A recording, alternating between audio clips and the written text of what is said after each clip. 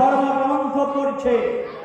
আজকে ইসরায়েলে ইহুদিরা আছে, আর ইসরায়েলের ইহুদিরা কোথায় গিয়ে তাদের ধর্মগ্রন্থ তিলাওয়াত করে? যেই জায়গাটায় গিয়ে ধর্মগ্রন্থ তিলাওয়াত করে সেই জায়গাটার নাম হলো মসজিদে আল আকসা। আজকে মসজিদে আল আকসা একটা সহিংসতার কেন্দ্রবিন্দু। কেন? মুসলমানদের কাছেও মসজিদে আকসা দামি, ইহুদিদের কাছেও মসজিদে আল আকসা দামি, এবং খ্রিস্টানদের কাছেও মসজিদে আল আকসা দামি। ইহুদিদের ধারণা হলো যে আমরা যদি মসজিদে আল আকসা থেকে কোনো প্রার্থনা করি তাহলে এই প্রার্থনাটা আল্লাহ পাক কবুল করে নেবেন, আমাদেরকে ফেরাবেন না, আমাদের হাত ফেরাবেন না। তাই ইহুদিরা কি করে? সপ্তাহে একদিন তারা মসজিদে আকসায় যায় এবং তারা নিজের প্রার্থনাটা কাগজের টুকরার মধ্যে রেখে ওই মসজিদে আল আকসার দেওয়ালের ফাঁক করে রেখে দেয়। ওদের ধারণা আমাদের এই প্রার্থনাটা, এই দোয়াটা আমাদের ভগবান এখান থেকে শুনবে এবং আমাদের ভগবান আমাদের চাওয়া পাওয়াটাকে পূরণ করবে, এটা তাদের ধারণা। খ্রিস্টানদের ধারণা কি? খ্রিস্টানদের ধারণা হলো, ওদের বিশ্বাস যে আমাদের যিশুকে এই মসজিদে আল আকসায় পুরুষ বৃদ্ধ করা হয়েছে, আমাদের যিশুকে এই মসজিদে আল আকসায় বেঁধে রাখা হয়েছে। তাই খ্রিস্টানেরা মসজিদে আকসাকে ছাড়ে না, নাছোড়বান্দা ওরাও ছাড়বে না।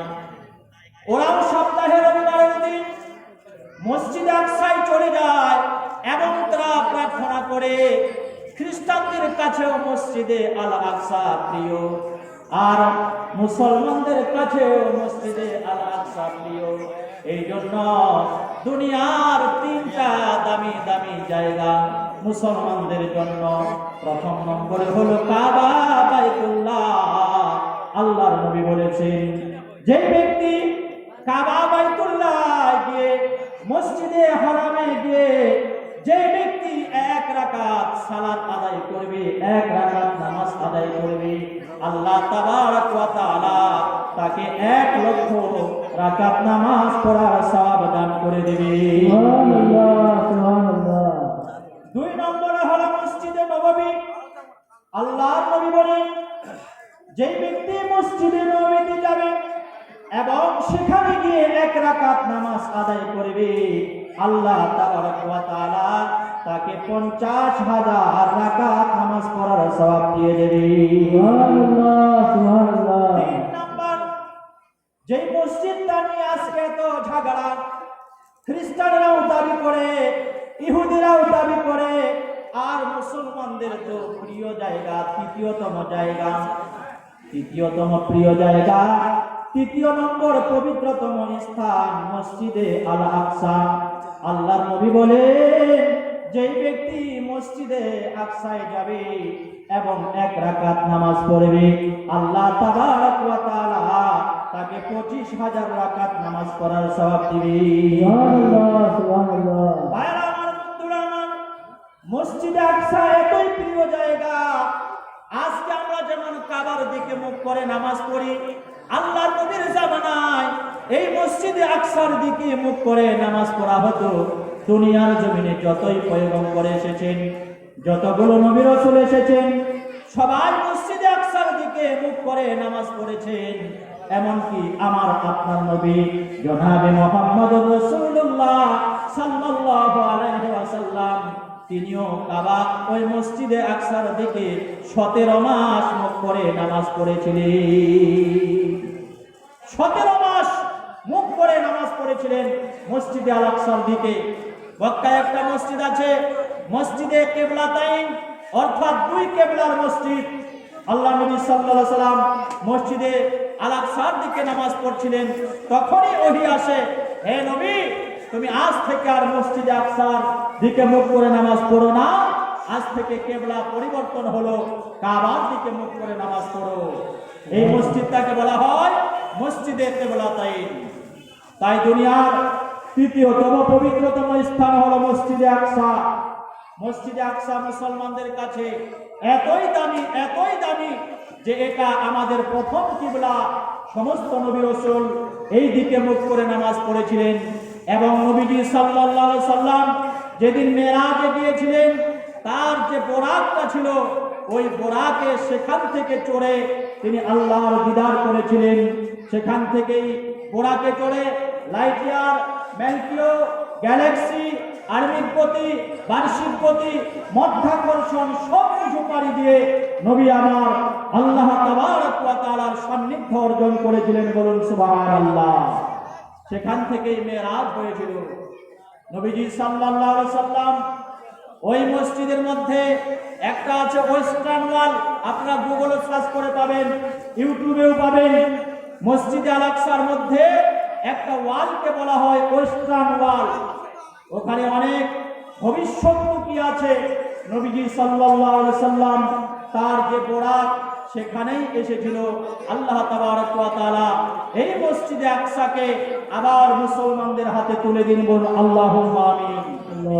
আমার বন্ধুরা আমার, আজ মসজিদে আকসা সহিংসতার কেন্দ্রবিন্দু। মসজিদে আকসা আজ মুসলমান নামাজ পড়তে পারে না। ভাইরা আমার, বন্ধুরা আমার, আল্লাহর নবী সাল্লাল্লাহু আলাইহি ওয়াসাল্লামের জামানায় এত মুসলমানদের উপরে যখনই অত্যাচার এসেছিল, সাহাবারা যখনই দোয়া করেছিলেন তাদের দোয়া আল্লাহ পাক কবুল করে নিয়েছিলেন। কিন্তু আজ মুসলমানদের উপরে এত বিপদ, মুসলমানদের উপর এত আপদ, কিন্তু আজ আমরা এত দোয়া করি, ফিলিস্তিনের জন্য কেঁদে কেঁদে দোয়া করে, ফিলিস্তিনের জন্য কত কান্নাকাটি করে, সারা বিশ্ব ফিলিস্তিনের জন্য কাঁদে। আহারে, ছোট ছোট বাচ্চারা, ফুলের মতো টুকটুকে ছোট ছোট বাচ্চারা, যাদের কোনো পাপ নাই, যাদের কোনো গুনাহ নাই, যাদের কোনো ভুল নাই, ইসরায়েলের সৈন্যরা তাদেরকেও পর্যন্ত ছাড়ে না। একদিকে বুলেট মারে, আরেক দিক থেকে বুলেট পেরিয়ে চলে যায়। ছোট ছোট বাচ্চারা আজ আল্লাহর পেয়ারা হয়ে যাচ্ছে। যে মসজিদে আকসা মুসলমানদের এত প্রিয় জায়গা, হে আল্লাহ, পুণ্যভূমির মুসলমানদেরকে তুমি এত কেন অপদস্থ করতেছো? যেই পুণ্যভূমির জায়গা ফিলিস্তিনের জমিনের মধ্যে হাজার হাজার আম্বিয়ায়ে কেরামের মাজার আছে, যেই পুণ্যভূমির মধ্যে হাজার হাজার আম্বিয়াকে সমাধিত করা হয়েছে, আজ সেই পুণ্যভূমির মুসলমান এতই কেন অপদস্থ, এতই কেন বিপদের মধ্যে আছে? ভাইরা আমার, বন্ধুরা আমার, পৃথিবীতে দুইটা জাতি, এরা কখনো মুসলমানদের ভালো চাইবে না। পৃথিবীতে দুইটা জাতি, এরা কখনো মুসলমানদের উন্নতি চাইবে না। একটা হলো ইহুদি আর একটা হলো খ্রিস্টান। তাই পবিত্র কোরআনে আমরা যখন 5 ওয়াক্ত নামাজ পড়ি, নামাজের মধ্যে যখন আমরা সূরা ফাতিহা পাঠ করি, সূরা ফাতিহার মধ্যে আল্লাহ তাবারক ওয়া তাআলা বলছেন, ইহদিনাস সিরাতাল মুস্তাকিম। হে আল্লাহ, তুমি আমাকে সোজা পথের পথিক বানিয়ে দাও, কিন্তু দুইটা জাতির পথে চালিও না। গায়রিল মাগদুবি আলাইহিম ওয়ালাদ-দাল্লিন। হে আল্লাহ, দুইটা জাতির পথে আমাকে চালাও না। একটা হলো ইহুদি আর একটা হলো খ্রিস্টান। ইহুদি কখনো মুসলমানদের ভালো চাইবে না। ইসরায়েলের যে ইহুদিগুলো আছে, এরা মুসলমানদের কখনো ভালো চাইবে না। আর খ্রিস্টান আমেরিকা কখনো মুসলমানদের ভালো চাইবে না। সে যতই দাবি করুক, আমি ইসরায়েল, আমি মুসলমানদের ভালো চাই, ফিলিস্তিনের মুসলমানদেরকে বাঁচাতে চাই, তার জন্য আমি যুদ্ধ থামিয়ে দিলাম, এটা করলাম, সেটা করলাম, যতই লেকচার দিক না কেন, খ্রিস্টান কখনো মুসলমানদের ভালো চাইবে না। এটা 1500 বছর আগে জানিয়ে দিয়েছেন মহান রব্বুল আলামিন। যুদ্ধ কেন থামিয়ে দিল? ইসরায়েল ফিলিস্তিনের যুদ্ধ কেন থামালো? তার পিছনে একটা রিজন, একটাই কারণ। ইসরায়েলের যে জিম্মিগুলো ছিল, ইসরায়েলের যে মানুষগুলো ফিলিস্তিনের গাজার সৈন্যরা যে কবজা করে রেখেছিল, সেটাকে ছাড়ানোর জন্য যুদ্ধবিরতি ঘোষণা করা হয়েছিল। যখনই তাদেরকে ছাড়ানো হয়ে গেছে, ওরা যেমনি বাড়ি পৌঁছে গেছে, তারপরের দিন থেকে গাজার উপরে অত্যাচার গোলাবর্ষণ শুরু হয়েছে। এই দুইটা জাতি কখনো মুসলমান দেখতে পারে না, মুসলমানদের উন্নতি সাধন দেখতে পারবে না। তাই এই দুইটা জাতি থেকে আল্লাহ পাক আমাদেরকে হেফাজত করুন, বলুন আল্লাহুম্মা আমিন। বন্ধুরা আমার, যেই কথা বলতেছিলাম, হযরতে সালমান ফারসি রাদিয়াল্লাহু তাআলা আনহু রাত্রে বেলায় ঘুমের মধ্য থেকে শুনতে পেলেন তার মনি ঘরের মধ্যে ধর্মগ্রন্থ তিলাওয়াত করে, ঘরের মধ্যে ধর্মগ্রন্থ পড়ে, আর ধর্মগ্রন্থে তার মনি বলে ফেলল, আখেরে জামানায়, শেষ জামানায় এমন একজন নবী আসবে, শেষ জামানায় এমন একজন নবীর আবির্ভাব ঘটবে, যদি কোনো মানুষ ওই নবীর উম্মত হয়ে যেতে পারে, আল্লাহ তাবারক ওয়া তাআলা তাদের ভাগ্যটা পরিবর্তন করে দেবে। সুবহানাল্লাহ। ও মদিনার মাটি রে, সকল সুখ বুঝি তোর কপালে। সুবহানাল্লাহ বলুন, সুবহানাল্লাহ, জোরে বলুন সুবহানাল্লাহ, সুবহানাল্লাহ। মদিনা রে, তোর বুকে আমার নবী, যার লাগি সবাই ভাবি, যার তরে পাগল হলো ত্রিভুবন। নবীর জন্য আমরা সবাই পাগল তো নাকি? নবীর ভালোবাসা আমরা সবাই চাই কি চাই না? নবীর সাফায়াত আমরা সবাই চাই। হে আল্লাহ, তুমি আমাদের সকলের ভাগ্যে নবীজির সাফায়াত আমাদেরকে দান করো। সবাই বলুন আল্লাহ। হে আল্লাহ, তুমি আমাদের সবাইকে নবীজির হাতে হাউজে কাউসারের পানি পান করার তৌফিক দান করো। আমার বন্ধুরা আমার, নবীজি আমার যেখানেই গেছে সেখানেই সোনার ফসল ফুটেছে। আল্লাহ নবী মক্কায় জন্মগ্রহণ করেছে, মক্কার নাম ছিল বাক্কা। যেমনি মক্কায় নবীজি নাজিল হলেন, নবীজি যখন আবির্ভাব ঘটল মক্কায়, আল্লাহ পাক বাক্কা নামটা পরিবর্তন করে নাম রেখে দিলেন মক্কাতুল মুআজ্জামা। বলুন সুবহানাল্লাহ। নবীজি আমার মক্কা থেকে হিজরত করলেন মদিনায়। মদিনার আসল নাম হলো ইয়াসরিব, কিন্তু যখন নবীজি মদিনায় পা রাখলেন, আল্লাহ পাক ইয়াসরিব নাম পরিবর্তন করে তার নাম রাখলেন মদিনাতুল মুনাওয়ারা। বলুন সুবহানাল্লাহ। যেখানে নবীজির কদম পড়েছে সেখানকার মাটি ধন্য হয়েছে। যেই নবীর কদম পড়েছে সেখানকার মাটি উন্নত হয়েছে। বলুন সুবহানাল্লাহ। মাকামে পয়দা ভইলেন মদানী সরকার হো, মাকামে পয়দা ভইলেন মদানী সরকার হো, 12 রবিউল আউয়াল দিনওয়া সমওয়ার হো, 12 রবিউল আউয়াল দিনওয়া সমওয়ার হো,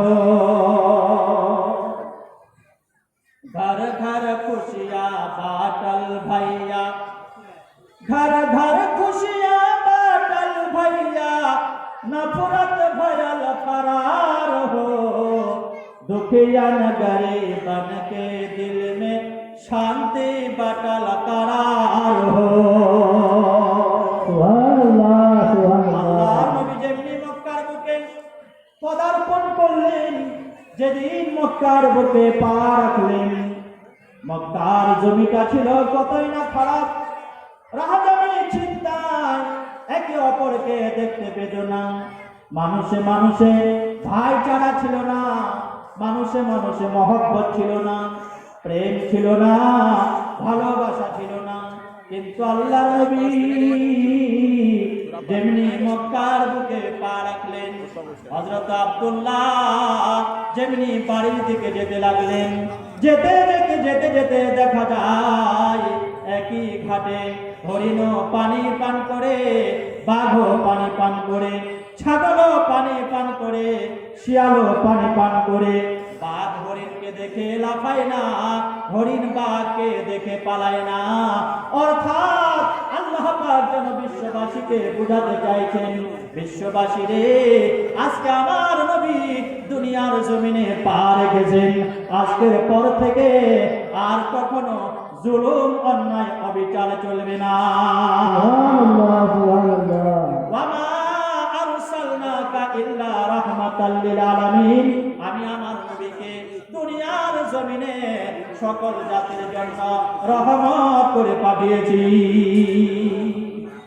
নবীজি সকলের জন্য রহমত, শুধুমাত্র মুসলমানের জন্য রহমত নয়।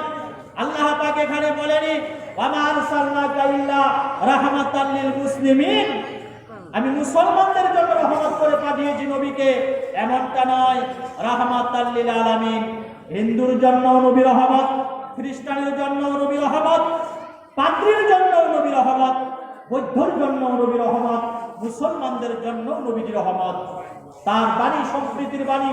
আল্লাহ নবী বলেছেন, হে মুসলমান, তুমি যেখানে বসবাস করো, তোমার বাড়ির পাশে যদি একটা হিন্দু থাকে, সে যদি বিপদে পড়ে, তুমি তাকে সাহায্য করো। নবীজির সম্প্রীতির বাণী। হে মুসলমান, তুমি যেখানে বসবাস করো, যেই পাড়ায়, যেই গ্রামে, যে অঞ্চলে, সেখানে যদি একটা হিন্দু বা খ্রিস্টান সে যদি বিপদগ্রস্ত হয়ে থাকে, টাকার জন্য যদি সে চিকিৎসা করাতে না পারে, মুসলমান তুমি তাকে সাহায্য করবে। আমি নবী সম্প্রীতিওয়ালা নবী। তবে এটা নয় সে পুজো করবে আর তুমি সেখানে গিয়ে মাথা ঢুকিয়ে দেবে, এটা নয়, এটা সম্প্রীতি নয়। কোন খ্রিস্টান, কোন হিন্দু, কোন বৌদ্ধ বিপদে পড়বে, আপনি তাকে সাহায্য করবেন। নবীজি সম্প্রীতি শিখিয়ে দিয়েছেন। কিন্তু আজকে কিছু মানুষ আমাদেরকে ভুল বুঝাচ্ছেন, জাতিকে ভুল পথে নিয়ে যাচ্ছেন। তারা বলছেন ধর্ম যার যার, উৎসব সবার। এটা ডাহা মিথ্যা কথা, এটা কখনো হতে পারে না। আল্লাহ তাবারক ওয়া তাআলা আজ থেকে 1500 বছর আগে বলেছেন, লাকুম দীনুকুম ওয়ালিয়া দীন, তোমার ধর্ম তোমার কাছে, আমার ধর্ম আমার কাছে। আমি যার ইবাদত করি তুমি তার ইবাদত করো না, আমি যার উপাসনা করি তুমি তার উপাসনা করো না। অতএব ধর্ম যার যার, উৎসব তার তার। তবে আপনি তাকে সাহায্য করবেন, সহযোগিতা করবেন। নবীজি সম্প্রীতি শিখিয়ে দিয়েছেন। তাই ভাইরা আমার, আল্লাহ নবী সকলের জন্য রহমত করে আসলেন। আল্লাহ নবী যেদিন মক্কার বুকে পা রাখলেন, দাই হালিমা একটা জীর্ণ শীর্ণ উটনি নিয়ে আল্লাহ নবীকে দিতে এসেছিলেন মক্কায়। আল্লাহ নবীকে নিয়ে যেমনি দাই হালিমা উটের মধ্যে চড়ালেন, হযরত দাই হালিমার দুর্বল উটনিটা সঙ্গে সঙ্গে তাজা হয়ে গেল। ওগো মা আমিনা, ওগো মা আমিনা, জামানা দিবানা, তোমারি লালের মাগো নেই যে তুলনা। মেঘ আসিয়া ছায়া করে, রোদ না লাগে গায়, তপ্ত মরু পায়ের নিচে শীতল হয়ে যায়। সুবহানাল্লাহ, দুর্বল উটনি নিয়ে দাই হালিমা আল্লাহ নবীকে নিয়ে যাচ্ছেন তায়েফে। যেমনি আল্লাহ নবীকে দুর্বল উটনির মধ্যে নবীজি আরোহণ করলেন, দাই হালিমার দুর্বল উটনিটা তাজা হয়ে গেল। এমন তাজা হলো, এমন তাজা হলো, এমন জোরে উটনি ছুটলো যে সবাইকে পিছনে ফেলে আল্লাহ নবী সবার আগে তায়েফে পৌঁছে গেল। তায়েফের জমিন পুড়ে হয়ে গেছিল ছাই। তায়েফের জমিন থেকে কোনো ঘাস উগাতো না, কোনো ঘাস জন্মাতো না। তায়েফের জমিন একেবারে পুরো তামা হয়ে গেছিল। কিন্তু আল্লাহর নবী যেমনি তায়েফের জমিনে পা রাখলেন, আল্লাহর নবীর বরকতে তায়েফের জমিন থেকে সুন্দর সুন্দর ঘাস জন্ম নিল। যেই দুর্বল উটনি থেকে দুধ জন্মাত হতো না, দুধ হতো না। দায় হালিমার দুর্বল উটনি থেকে গড় গড় গড় গড় করে দুধ প্রবাহিত হতে লাগলো। ভাইরা আমার, বন্ধুরা আমার, মা বোনেরা আমার, আল্লাহ নবী এমনই একটা রহমত। আল্লাহ নবীর ভালোবাসা পেয়ে গেলেন হযরত সালমান। হযরত সালমান যখনই নবীর ভালোবাসা পেয়ে গেলেন, তার মনিবকে বললেন, হে মনিব, হে আমার মালিক, আজকে তুমি যে ব্যক্তিটার কথা তোমার ধর্মগ্রন্থে পড়লে, ওই ধর্মগ্রন্থের গুরু জনাবে মুহাম্মদুর রাসূলুল্লাহ, তার হাতে হাত দিয়ে আমি সালমান মুসাফা করেছি এবং আমি তার মহব্বতে আমি তার উপরে কলেমা পড়ে মুসলমান হয়েছি। হযরত সালমান ফারসির এই কথাটা শোনার পরে তার মনিবের হলো রাগ। হযরত সালমানকে বাড়ি থেকে বের করে দিল। বাড়ি থেকে বের করে দিল। হযরত সালমান বললেন, হে আমার মনিব, হে আমার মালিক, আমি আমার নবীর জন্য তোমার বিল্ডিং, তোমার বালাখানা, তোমার বাড়ি, তোমার গাড়ি, সারা দুনিয়াকে ছেড়ে দিতে আমি রাজি, কিন্তু আমি আমার নবীকে ছাড়তে পারবো না। আমি আমার নবীকে ছাড়তে পারবো না। ভাইরা আমার, বন্ধুরা আমার, জনাবে মুহাম্মদুর রাসূলুল্লাহর সান্নিধ্যে যাওয়ার জন্য হযরত সালমান বাড়ি থেকে বের হয়ে গেলেন।